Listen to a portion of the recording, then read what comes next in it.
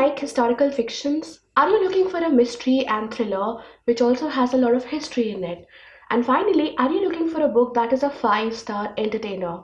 If the answer to any of these questions is yes, then my friends, you've come to the right video.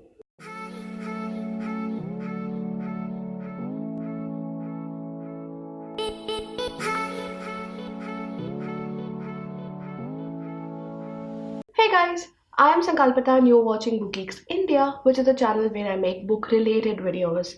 If you like books, if you love reading, make sure you subscribe to my channel, like and share my videos, turn that notification on. And guys, please do comment because you know it that I absolutely love it when you comment. I personally love history and I love mysteries. And when a book is the perfect combination of these two, then I am definitely in for a treat. So the book that I'm going to talk to you about is Prisoner of Yakutsk by Shreyas Bhave, a book that I absolutely loved and I'm sure that you will too when you read it. This book is based on the mysterious death and disappearance of Netaji Subhash Chandra Bose, and it is the perfect combination of a lot of things. Expect a book that takes you back in time. Expect a book that talks about a lot of conspiracy theories about what exactly happened to our beloved Netaji. Finally, expect a book that takes a lot of insights from actual facts and figures and actual findings to bring to you a fiction story that is very high on entertainment.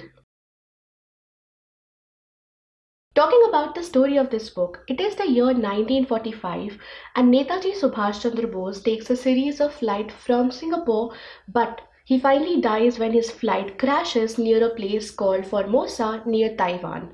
Now it is there that he is considered dead. We don't really know what happened, but the general belief is that he dies there. Very soon, the death of Netaji becomes a mystery because all the events that happened around his death, all the events that led to his flight, were actually shrouded in deep mystery. Finally, in 1947, it so happens that ex-members of the INA, Mr. and Mrs. Singh, are called upon by Indian government to investigate into the matter of Netaji's death and find out what the truth is. Much later, it is in the year 2012 that a very famous international hacker is listed by the KGB and also by the Interpol as the most wanted criminal.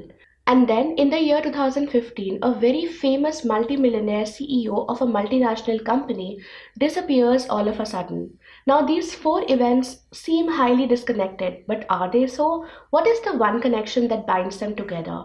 Well, you will have to find it out when you read this book, but I can assure you one thing that it'll be an awesome journey. This book has a lot of characters, and I don't think even one of those characters were out of place. All of the characters had their charms, had their quirks, and they all kind of fit in perfectly into the plot of the books. I think the author does a wonderful job of including all the facts and all the figures which he finds out into the story, and he does so very, very effortlessly and very, very flawlessly. I personally found the author's writing style to be a bit experimental in the sense that he constantly oscillates between a detailed kind of narration and a terse kind of narration, which makes total sense because a blend is the best way to go. If you are too much into detail, you lose out on the pace. If you are too less into detail, you kind of miss the whole point of the story. So this is a perfect blend. The USP of the book is that throughout all the 280 pages that the book is made of, you will never ever ever have a single dull moment. When it comes to Climax, I think I was mildly disappointed with it because I was looking for some answers, for some solid answers, which I did not get. But I completely understand that it is the author's prerogative, the author's choice to not go fishing down the deep lane. Now, that being said, it's not a bad climax, but yes, it is not certainly the best part about this book.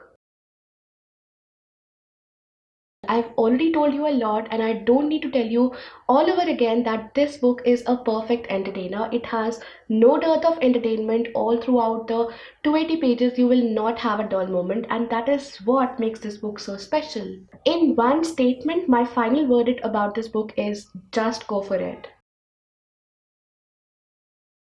Number one, if you are into historical fiction.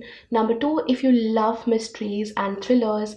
Number three, if you are kind of curious about what happened to Netaji and you want to take a look at the conspiracy theories and read a fiction about it. And finally, number 4, if you're looking for a perfect entertainer. I think the only reason I would give you to not read this book would be if you don't like historical fictions and thrillers. So that's it from me in this video, guys. Thank you so much for watching this video. If you enjoyed this video, please don't forget to hit that like. Also subscribe to my channel if you haven't already. And until the next video, which will be pretty soon, bye.